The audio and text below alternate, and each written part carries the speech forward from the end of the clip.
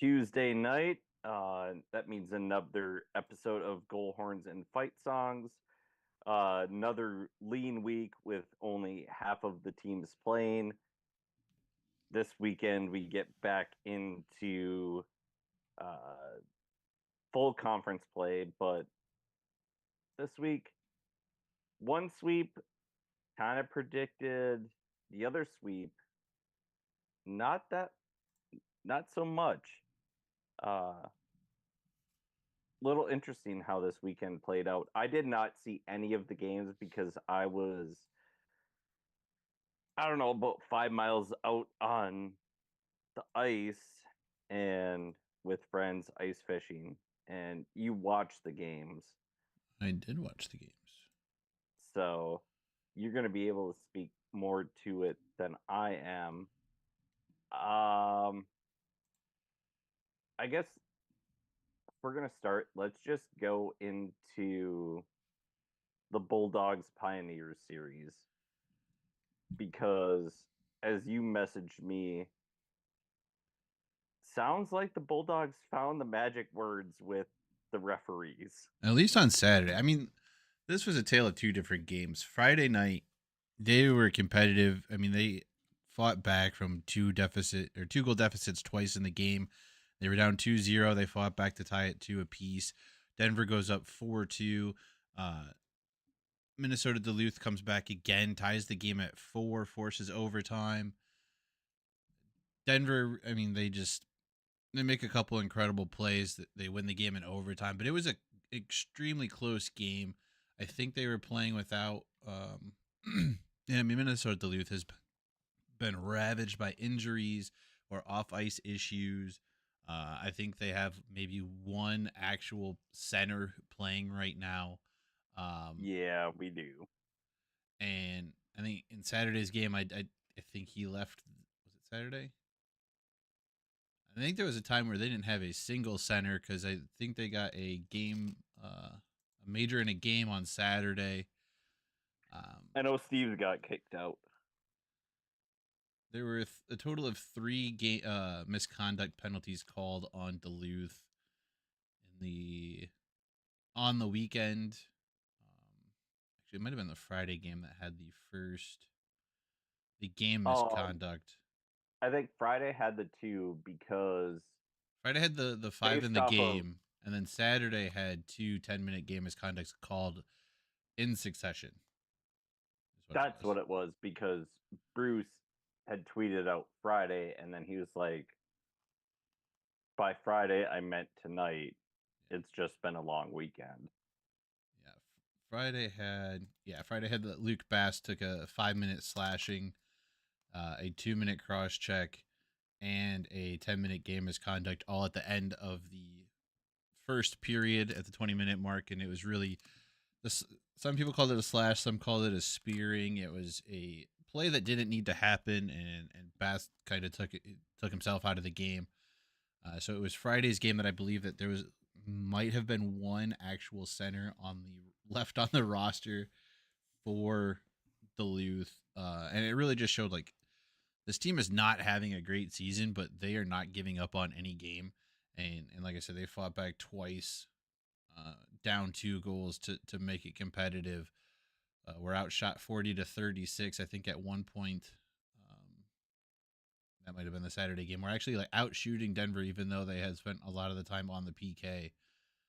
Could have been either game, I'm not sure. But the Saturday game, that was a completely different story. That was just a lot of frustration came out for the UMD team. Um, like I said, they took a 2 minute. I think it was a 2 minute. What was that? Hang on, I can remember if I look at the box score. I believe there was a 2-minute penalty originally called as well. I think it was what had Yep. So there happened was was a two yeah. minute major call or 2-minute minor for hitting from behind. Ben Steves serves as the sits for the 2 minutes, I believe. Uh, Mangini also called for a misconduct. He said something that the refs didn't like, so he's sitting. Immediately after having served the 2-minute penalty, Ben Steves says something to the refs, which gets him put back in the box for 10 minutes. So I mean, they're down two skaters for roughly 9 8 9 minutes, I think. Not down like personnel wise. Well, it's 5-on-5, but there's two less guys on the bench that can take shifts on the ice because of them unable to hold their tempers and keep keep it play with emotion and not play emotionally. The emotions got the better of Minnesota Duluth there on Saturday. And I think even the coach kind of made a reference at one of the press Mm-hmm. game conference or post game announcements that like, hey, like if we're playing poorly and we're losing games, that's one thing. But win or lose, like you can't disrespect the program, you can't disrespect the sport, and that was kind of what was happening, and he wasn't going to stand for it. Um, Unfortunately, I think we kind of predicted that this was going to be a not so great year for Duluth. I don't know that we really expected it to be this bad, but Oh, you predicted it. I thought they were going to be, I think I said 3, but it's, and you're right. Um, Sandy said, you don't disrespect a program like this. And I don't know what they said, but even if you're frustrated, you just don't do that. You just don't. And to lose your best player for another 10 minutes, that one hurt. That one hurt a lot. yeah, and I mean Minnesota does not or Duluth does not have a lot to give away as far as terms of taking themselves out of the game. So not smart there. On the other side, CC hosting North Dakota, a team that they had swept in overtime games in North Dakota earlier this season. Dude, this Colorado team, I had them up there in the pregame rankings. I don't remember exactly where I had them. I think I had them like 4 or 5. I was Yep, I somewhere in was there. very hesitant to put them at 3 just because I didn't think they had the offensive talent. Um, their offense is highly underrated. I mean, the defense is the show out there. Let's not get it twisted. But any team that puts up 13 goals on a weekend is a team that I think you kind of have to look at and put a little respect on the offensive side of the game there.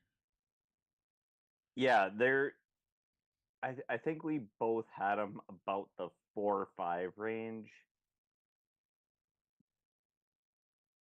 We just didn't quite know what they were going to do without Hunter McCown on the power play because that was their offensive identity last year. Yeah, dude, Noah Laba has come and stepped up It, big. He had the 2 game-winning overtime goals at Western Michigan, one each night. He was once again on fire this weekend, scoring goals. Like it was stupid what they were able to do. They controlled the whole game, and then you've got that incredible goaltender in net, Caden Emberko, who picked up another goaltender of the week award. Which this one, it was a clear runaway. There wasn't a guy touching yeah. him. Um, I believe they got a hat trick from Zachariah Wisdom on Friday night. I think he might have actually had like 4 goals in that Friday contest. But they're a team It, that's on the rise, and their offense has been pretty solid this year, more so than it, we've given credit for. and you're right. Like, most of the focus has been on Umberco. And based off of what they did last year, we're like, what are they going to do? What are they not going to do? And their offense has been stellar. Um, and I actually think it's really good for the conference because in like 2011, 2012, when UMD won the national championship, Colorado College was really good. I think it's really helpful to the conference for Colorado College to be back in that situation um, when they're in the mix of things. I mean, it's helpful for any of the teams, any of the 8, and then next year the 9th team. in Arizona State to be competitive, but Colorado College is one of the blue blood programs with Denver, with North Dakota, with UMD and St. Cloud that from the old WCHA. You want them to be competitive and you want to be like, well, every weekend is a split. And I think with their offense being as underrated as they are, they're pretty much proven everyone wrong. Yeah, and it hasn't been an overnight thing. I mean, we saw some of the progress they made at the end of the year last year. They've clearly carried that over. They've competed hard against top teams. You know, they're last year in the playoffs they took out the 1 and 2 seed to get to the conference finals. Fell just short against St. Cloud State. We've seen that defense not be just as strong this year. They swept. You know, they took 2 games in overtime in Kalamazoo. It'll be interesting to see how they finish the year against Denver, a team that they've struggled against pretty mightily in the regular season. But they're definitely a team that is going to be there at the end. They've got the talent, they've got the right style of play, and they're on track to have their best finish in the regular season standings. They haven't finished higher than 6th in the NCHC. They're currently sitting 3rd. I mean, that 1 through I think it's 6 right now is still well within grasps for a lot of teams. And every weekend we're going to see some shakeup, but they're sitting 3 points behind St. Cloud, 4 behind North Dakota in first. So definitely right there, and it's going to be interesting to see just how these last 3 weekends play out. I would argue. I mean, I would say 1 through 5 in jockeying for position, just because of where Omaha sits. The 6 points behind Western, you can make it up, but it depends on everyone's schedule. I mean, Western could definitely be picked off here. I'm not gonna lie. The way they haven't been playing the greatest. They're 0-5 in overtime. They've got St. Cloud State this weekend, North Dakota next weekend, both of those away series, and then they have Miami at home. And there's opportunities there for Western. They've been a better road team the last couple of years than they have home team for whatever reason. Uh, North Dakota's on a little bit of a slide here. St. Cloud State hasn't played its best hockey lately, but I mean, they had last weekend off. They're coming off a sweep of Miami 2 weeks ago. So they've righted the ship a little bit. 2 tough games there. Western does play decent in Grand Forks for whatever reason. They've swept the Fighting Hawks in Ralph Engelstad Arena a couple times, and we had Trevor Gorsuch who started a 10-game winning streak by shutting down the Fighting Hawks in Ralph Engelstad Arena. So it's been done in the past. Rowe is a goaltender I think has the skill to do it. Maybe that patchwork defense is starting to show some holes to it for North Dakota. Yeah, I don't know. I swear, if we have to play St. Cloud again in the playoffs for the 3rd straight year, because that's if it It's ended shaping up today, that way. If it ended today, you would be right there going to St. Cloud again. for the 3rd straight year, Um, I'd have to go up there. I have other reasons to go up there now, but I mean, really, still would probably have to go up there. Omaha's got to get some regulation wins. They're 5-0 in overtime, but they have 3 conference regulation wins. They're 8-8-2 in the conference. 5 of those 8 being overtime wins. Western, who is 6 points ahead of him, has been 0-5 in the overtime period. So them getting 8 regulation wins is the reason they're sitting where they are. And I think Omaha, they have the ability to, they just don't capitalize. And we've talked about this with Brent too, where they just hang around. They hang around, and if they're close, they can tie it up and they go into overtime, and they're happy to go into overtime for that and get the point out of it. I just think within these last 6 games, a fire has to be, and I'm not trying to diminish the competitiveness of these players at all, but a fire has to be lit. Like, guys, we're tied going in the third period. We got to get this goal and hold this lead. And it just doesn't quite seem like Omaha has that fire. It's a little pilot light, but they don't have the full flame. Yeah, I mean they're not giving up on games, but they've got to find a way to either take control or win some of those games, pull ahead and finish out games. And Overtime's really again, a crapshoot, and it all comes down to me. It comes down to how well you're able to control the puck and how well you're able to play defense. I mean, they literally skated around Western guys in the overtime period here 2 Saturdays ago, and it was kind of stupid how bad they made Western look. In fact, literally, that's the quickest I have ever been out of the building after an overtime loss. I think I was out before they were done celebrating the overtime goal. But and Western's got to do a better job of finishing out games too. Like they've got to start figuring out how to win these close games. Not every game can be 6-1, 6-2. They're really gonna have to figure that out if they want a shot at playing deep into the playoffs, both NCHC wise and NCAA wise. I think that plays into, though, just in general, once we get into the playoffs, no matter what position a team is at, because, well, look at Colorado College last year.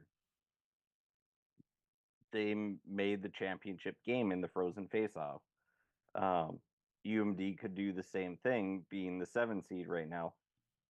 Miami could go on a run, even though highly unlikely. There's still a chance. There is, within the NCHC, there's nothing that is 100%, and there's nothing that's 0%. There are 99.1% chances, but I I could go as far as saying UMD could win the whole thing, even though I don't really believe it. And North Dakota could win the whole thing. Like it's such a crapshoot once we get to that first round series.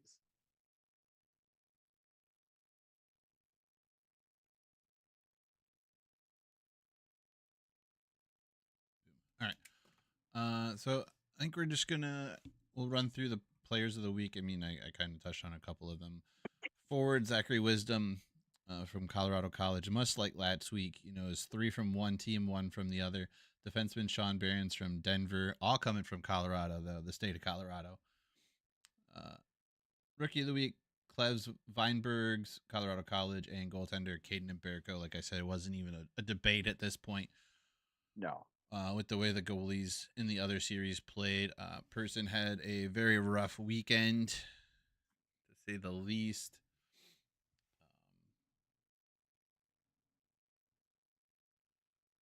I think that's about it for last week. We can jump into the matchups for this week. Yeah, let me get my notes up.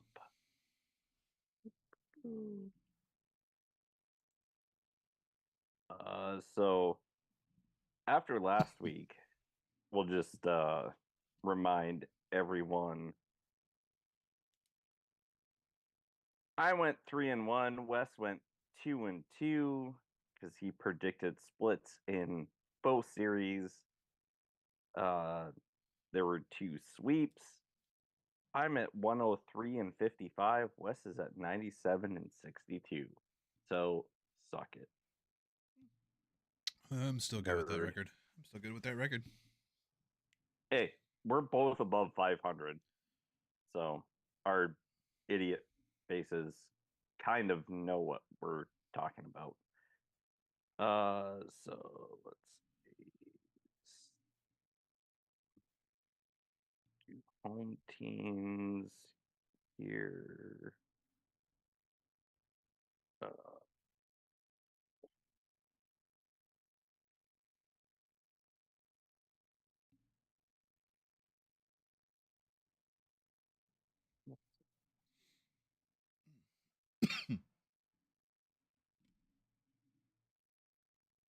Just because it makes you mad, I'm putting them as DU. You can do whatever you want. They're the University of Denver. They're not DU. That would be Denver I know. University. That's why I said because it makes you mad. It doesn't make me mad. It's just wrong. All right. So the first one.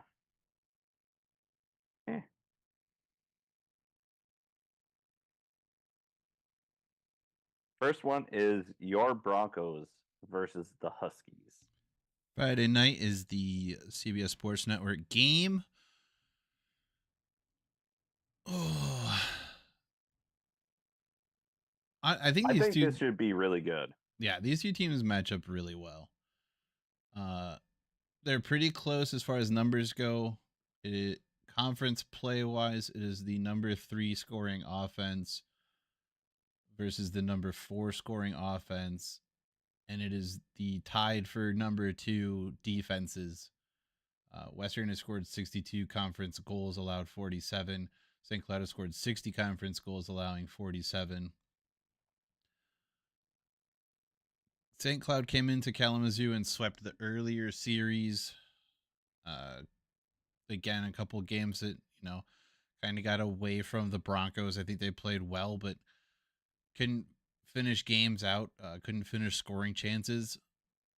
It seems like St. Cloud has switched back to not really having a primary goaltender. They've been splitting time again. We know Cameron Rowe will be the primary goaltender for Western Michigan, having played in every game so far this season. I would like to see. Here's the thing with Western is their offense hides a lot of their defense. I mean, if you look at just goals allowed overall on the season, they're actually allowing the least number of goals of any team in the conference. They've allowed 64 overall goals. 47 of them have come in the conference. But that's 7 less than what Colorado College has allowed overall, and 5 less than Colorado College, or 5 more than Colorado College has allowed in the conference. But their defense has got to become. It can't be a weakness for this team. It has to be something that they work on and that they play with and get some confidence in. Because there are teams who are just as good, if not slightly better, at possessing the puck, and if their defense is half as good, is 1.5 times as good as Western Michigan's, it's hard for Western to sustain any kind of offense, and they're back on their heels, and the defense just kind of can't provide opportunities. I think power play and PK wise, again, they're right there with each other. There's some extra room on the ice with St. Cloud still being, I think, potentially maybe being the only school left with Olympic ice, or one of 2. I think the other one's getting ready to lose their Olympic sheet. Yeah, because I know Minnesota lost theirs this year. Yeah. So, I mean, there's definitely going to be a little extra space, and that might help some of the players. Ethan Phillips will be a player to watch this weekend for me anyway. The way that kid plays, both with the puck and without the puck, he's got some of the silkiest hands I have seen in a Broncos uniform. But his ability to draw defensemen's attention, even when he doesn't have the puck, is something that I think more players should try and watch and emulate. Uh, to learn to make themselves available and to create plays, even if you don't have the puck, is something he does extremely well. Um, there might be a little more room for that clap bomb that Colangelo is able to unleash, especially on the power play. I have it as a split. I have Western winning Friday, St. Cloud winning Saturday, just because that seems to be the way a lot of series between these two teams have gone, and a lot of series go as of late. And I will be at both games, so I'll get to check out Herb Brooks Arena and see if we could bring a little magic to the away games.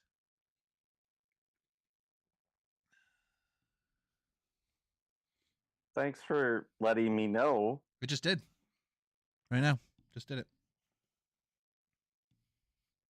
Oh, I guess maybe Saturday I need to come up to St. Cloud because it's only about an hour and a half drive. And see, is your lovely wife going with you? Yeah, we're taking a baby-free weekend. Just a me and the wife trip. 9 hours in the car together. Well, sounds like I need to go to St. Cloud this weekend.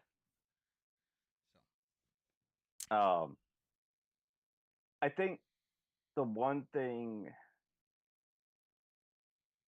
that I've noticed about both teams is Western they've kind of been the same team throughout the season, but St. Cloud has matured. They've they started off slow and they have slowly grown into their identity that they were last year. And well, in all fairness, the last couple years, because they were an older team the last couple years, but now they figured it out.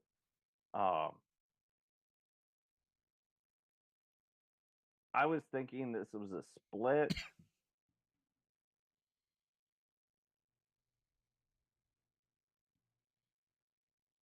Kind of just for the sake of the bit, I'm gonna go opposite of you. So you had Western Friday. Yep.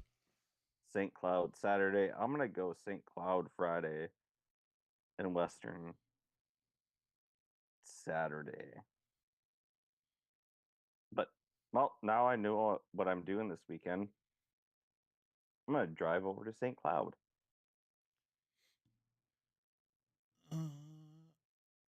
Well, I ain't driving up to. You don't want to go to Grand Forks?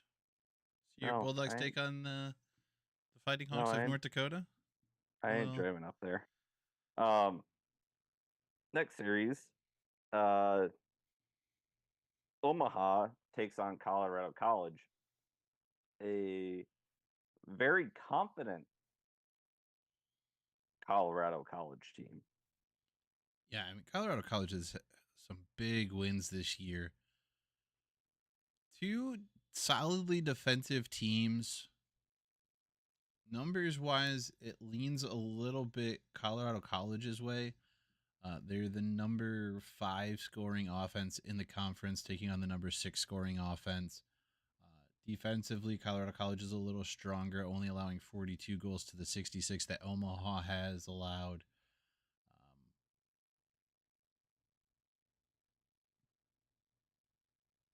For me, it feels like special teams could play a big role here. Also, just not keeping it close, which Omaha is very good at doing.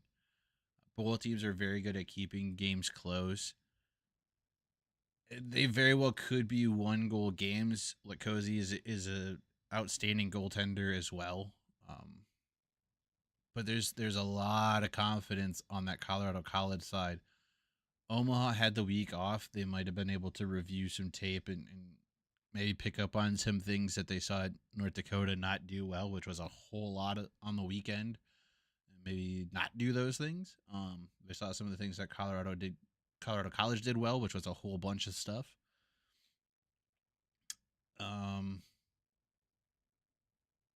Again, I have a split. I have Colorado College winning Friday, Omaha winning Saturday. That's what I have too. It's hard to beat Omaha twice in a weekend, and especially on their home sheet. Two of the best overtime records going into this game too. So if it goes to overtime, it could just as easily be a coin toss there too. Colorado College is 5-2 in the overtime period. Omaha 5-0 in the overtime period. Not a lot of give in some of these series, and some of these could be some potential playoff matchups. So we're getting close to it being some playoff like atmosphere here. And I think the thing is with Omaha, especially at home, we've said this time and time again. You never know what you're going to get, but they're always going to be close. And they can pull one out more than some other teams where, and Brent said it too, if they're close, they can get one. And I just feel like this team is a little bit better than the team last year that was the 3 seed. So I have it the same as you.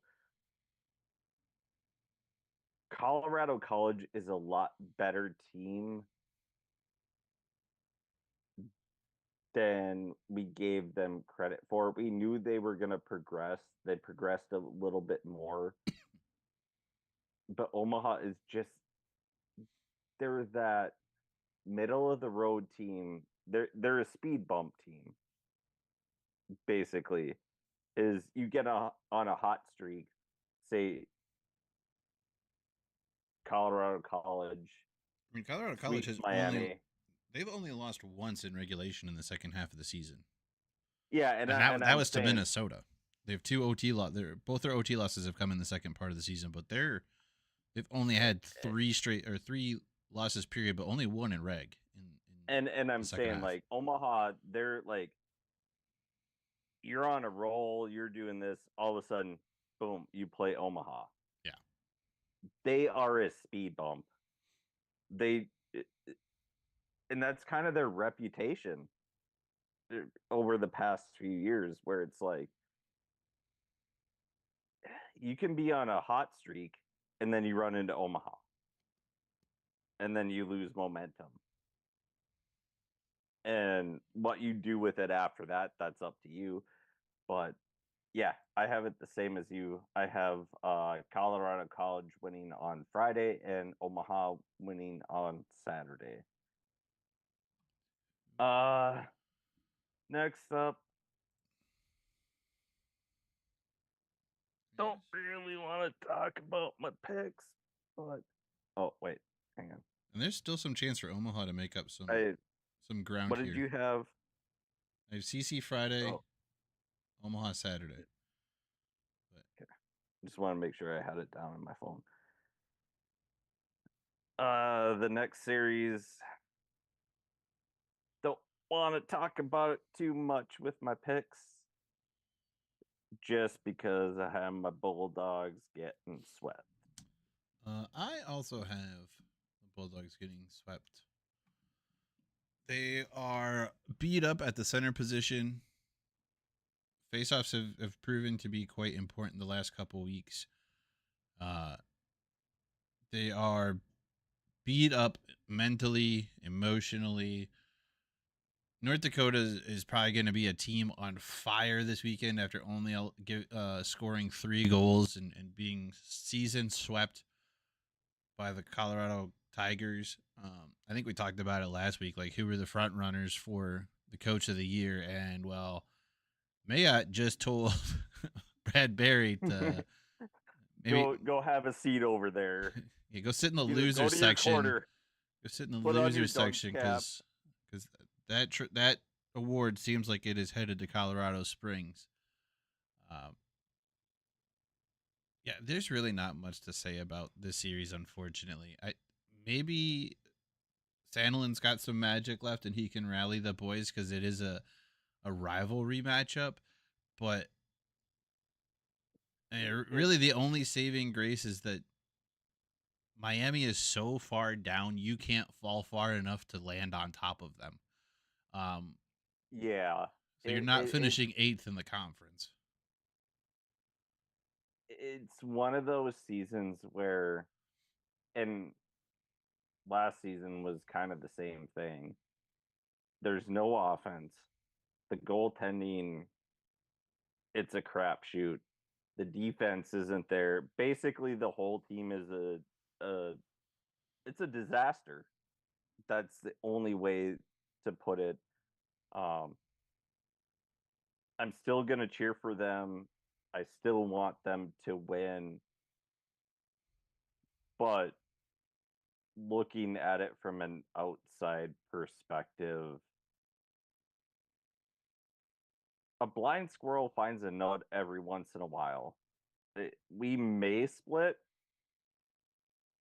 I'll be happy with that. I Realistically, no. I hate that phrase. Seeing as squirrels rely on the sense of smell to find nuts, a blind squirrel will actually be more applicable at finding nuts if that were the only thing keeping a blind squirrel from finding nuts.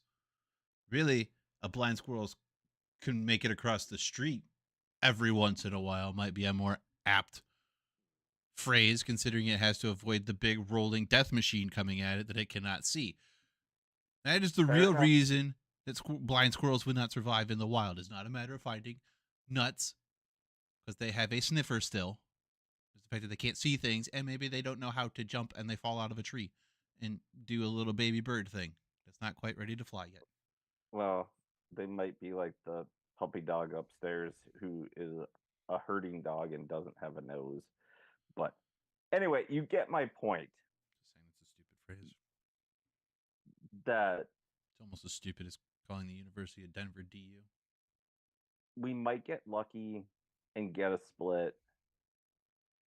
I just don't see it happening. I don't I either. hope for a split, but then again, we're we It, could move up to 6. It just doesn't, I don't know, it doesn't really make a difference. I don't think we're going to make the Frozen face off. again, I'm just saying Miami has to win every game from here on out, and Duluth would have to lose every game from here on out in order for Oh, we you could do that. in order for you in yeah, I don't see Miami winning 6 straight games No. against Denver, Omaha, and Western, who are their last 3 opponents, in order for them to have to move out of 8th place. Well, and that's a perfect lead into the last series with Denver and Miami.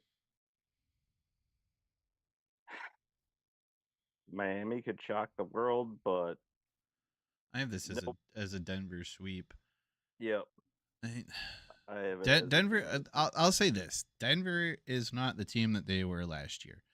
There are some holes in that team that were not there the last couple of years. I don't know if that's just a matter of Magnus was an incredible goaltender and hit a lot of stuff from them, or what. A depleted Minnesota Duluth team made valiant efforts this last weekend, erasing 2 goal deficits on Friday, nearly erasing a 3 goal deficit on Saturday. They seem to just be lackadaisical at times and not play a full 60 minutes. And Miami has one conference win. It's against Western Michigan. It's possible that they eh, could sneak out a win, but the effort that it would take would be, based on what I've seen from them, would have to be an incredible one. Um, it's just not there for me from Miami. it's you're correct about the Denver team. This isn't quite the reload that we have seen from them, and they've proven that. Which I think I had them in about that 3-4 spot too. Really, the only two teams that I've gotten completely dog wrong are North Dakota and Western. I don't know if I have. Based on what I kind of remember. I know I had St. Cloud 2, and they're freaking sitting there in 2. I think I had Denver about 3-4. I know I had Colorado College like 3-4-5 somewhere in there. I had Omaha kind of 5-6-ish. Yeah, I think this is what I had. I had Western St. Cloud, so St. Cloud is right where I expected them to be. I know you and I had like 1 and 2 were the same. UMD and UNO were opposite because I had UMD as 4. I thought they were going to be a lot better team this year than they were. I had Colorado College as 5, North Dakota 6, UNO 7, and Miami 8. So, I mean, little off, but yeah, I just, even though Denver is not the team that they've reloaded to be the last couple years, Miami is just, they're just Miami. Dude, And I don't know how they stay with Bergeron after the season.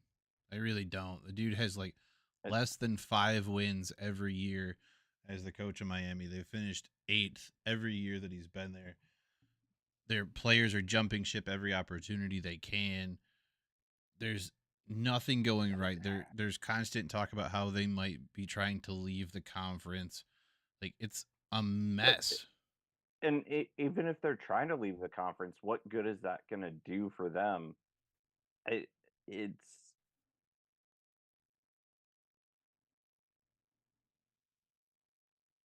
you have to make this recruiting pitch as the coach, which especially with NIL stuff now, even though it's not as prevalent in college hockey as it is in other sports, it's still there. You have to make this pitch to these kids to stay for more than 2 years, basically. 3, 4, if he can get that grad 5th year, perfect, and build the program up that way. Something isn't right in Miami, and I know you love it because of the old rivalry and everything that they're terrible.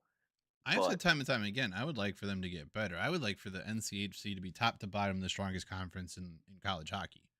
I would absolutely love if it was you're going into last weekend and there's 4 points separating top from bottom to go like who can win, who can do whatever. Like nothing is solidified into that last weekend. But yeah, Miami, they're just I don't know if it's coaching. I don't know if it's recruiting because recruiting goes into coaching. There's something that's just going on there that's not right. And they need to fix that. And I think I don't want anybody to be fired necessarily, but he needs to be fired. There has to be some kind of change there. I don't know if it's Yeah. if it's assistant coaches, if it's the head coach, the head of the recruiting department. Yeah, you know, I mean, it's something is not clicking, and it's been bad for years. And I'm honestly surprised he's kind of survived this long. Like I said, I don't think he has not won double digit. I don't even know that he's won double digit games in a season since taking over that program. I don't think let so. alone conference games. I know he definitely hasn't won double digit conference games because his highest might be like 5-6 conference wins. Last year he had 3. I think he has had 3 like the 2 previous years before this year. He's sitting at 1 this year. And And I think, and maybe there's one more on the horizon. Maybe he stuns Western Michigan again in Kalamazoo, but even that doesn't feel likely. and I think part of that too goes to self reflection. Like after about 2 years, okay, what do I need to change? And they don't seem like they want to change. And they're okay with being a Niagara, a Holy Cross, Well, I mean, like one of those bad teams out east. I think with college sports, it's the general consensus is you look to see what they can do with one full class from freshmen to seniors. Like that's kind of how they go into it. Usually 3 to 4 years, Yeah, typically. These last four get years get your have been get your players into the program. Do we improve along the way? Are they able to establish a culture and pass that along to the underclassmen? None of that has happened. They have they have established a culture. I'll tell you that it's a losing culture. it's terrible culture. He did great things with Bowling Green previous before coming to Miami. Like that, he got that program running pretty well, competing hard in the CCHA. Well, and that's the thing Uh, with Brent just threw it out there for us. Reagan overtime and shootout. Last 6 years for Miami wins 3-5-5-5-6. well, at least they had 1/5. Oh, and 8. Which this year they're at 7-19-2 overall. overall. So But I mean they're who have they? 1-16-1 in conference. But like you were saying, it's over the last 3 4 years, new hires. It's a little different. I know the basketball coach for University of Minnesota. He's dealt with the transfer portal. He dealt with COVID when he got hired. Um, different things. So it kind of wipes a year off of it. But usually with college coaches, it's 3 4 years because when you inherit a team, none of them are your players unless Unless you you're were like there with the team, like a Firschweiler was there recruiting guys before he took over as head coach, or right a Brad or Berry like was there before he took over as head coach recruiting guys with Hextall. yeah Um, or Mike Hastings and with the transfer portal bringing guys along with you. A lot of the Mankato guys yeah, came over to Wisconsin with well, I him. mean, his Bergeron's predecessor went to Saint Thomas and built that program from scratch. And not that Yeah. they're not eligible to make the NCAA tournament, but they were or are leading the CCHA, and have been for at least most of the season. Well, and that's the thing too. That's the proof of the coach and the recruiting and everything. It's like I feel bad for the kids that have put in the time since they went to Division 1 that they can't actually play in the tournament and they've built this program up. But at the same time you can have the pride once they actually are eligible. They'll be like, "Hey, we did that. We made this team great."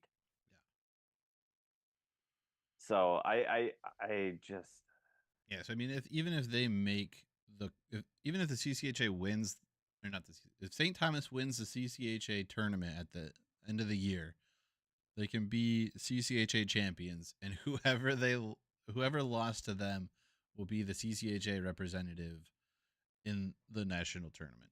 yeah, they'll get the automatic bid, Yeah, which probably I think still Mankato. It's either Mankato or Northern Michigan, I think.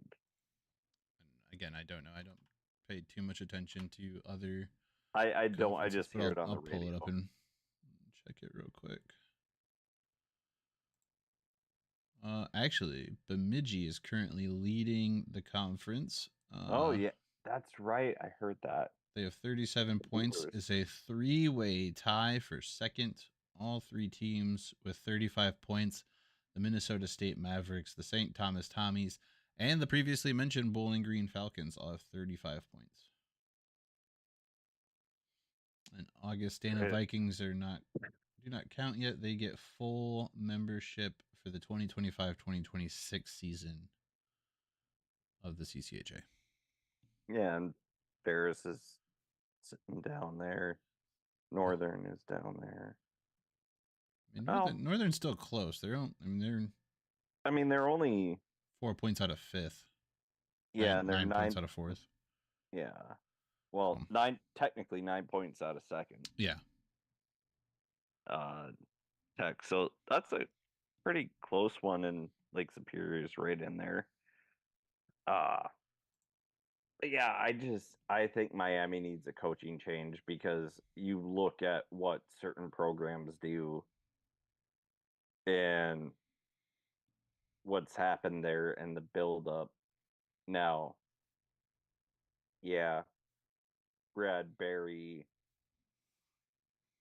he's used the transfer portal a lot, and I think it's kind of saved his job for at least another year this year. Yeah. I still think we're starting to see some potential weakness in that team defensively here. The NCHC feels a lot like the old Central of the NHL. Just grinding games out, beating the tar out of each other, heavy hits, close games. You know, the standings point wise might be skewed, but every time there's two teams stepping on the ice from the NCHC, it's gonna be a difficult 60 minutes to get through, and this is the time where the better teams tend to figure themselves out and write the rankings per se. So yeah, I still have question marks about the North Dakota team. I think that what they've done has been impressive. I'm really interested to see how they finish out the year. Colorado College showed them both do. showed a lot of the weaknesses that could still exist with that team, and they're by no means running away with the Penrose Cup. They're only leading St. Cloud State by 1 point.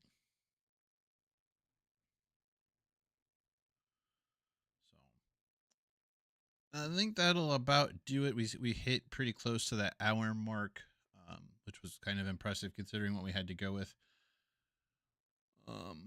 Normal YouTube things. He's Mike. I'm Wes. Our Twitter handles have been below our pictures the whole time. There's the Gmail scrolling across the bottom of the screen right now. It's goalhornsandfightsongs@gmail.com. All the letters, all the words squished together make it one big long one. There's a Twitter handle for the page. It's missing some letters, so wait for it to scroll by. And then if you want to, you can follow it or don't, whatever. You can follow the channel here or not, whatever. You subscribe, whatever it's called on whatever platform we're on. There's a comment section if you feel so inclined to use it. If not, cool. There's a like, a dislike. You can hit those. You can share this with a friend if you think that someone from Denver needs to know that I think they're all goobers for calling it DU and it's clearly the University of Denver. I don't care. It's stupid. It looks dumb. It sounds dumb. Change my mind. You won't. Yep. I'm going to leave it on that note. We're out of here. Bye-bye.